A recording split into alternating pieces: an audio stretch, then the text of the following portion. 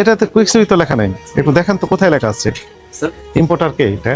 Sir এটা actually আমাদের luggage প্রথম বিসমিল্লাহ গলত।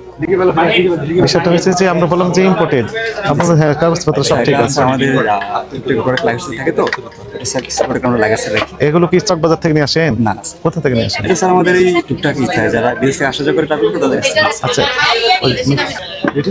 তাহলে একজন ব্যক্তি এই কয়টা করে নিয়ে আসতে পারেন? স্যার ধরেন 10-12টা নিয়ে আসি। 10টা নিয়ে আসলেন, 10 পিস নিয়ে আসলেন। আচ্ছা 10 পিস নিয়ে আসলেন, তারপর এখানে লক্ষ লক্ষ পিস আছে তাই না? তাহলে কত লক্ষ মানে মানুষ লাগবে, কত হাজার ব্যক্তি লাগবে এই বিদেশ থেকে এগুলো নিয়ে আসতে? স্যার এগুলো আপনি কি বিদেশে পাঠান এগুলো নিয়ে আসার জন্য? না এগুলো দাম কত, মনে করেন দাম কত এটার? সেটা আমাদের বিক্রি করা হচ্ছে 400 টাকা। 400 টাকা। কোন দেশে তৈরি এটা?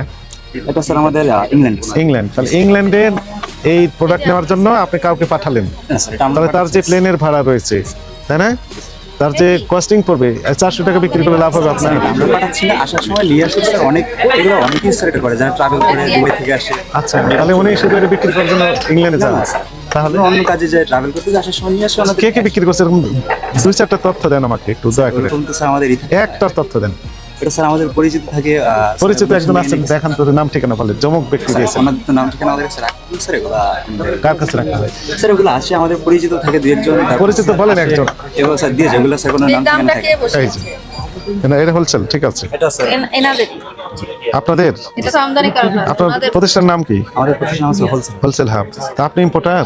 স্যার আমাদের কোম্পানি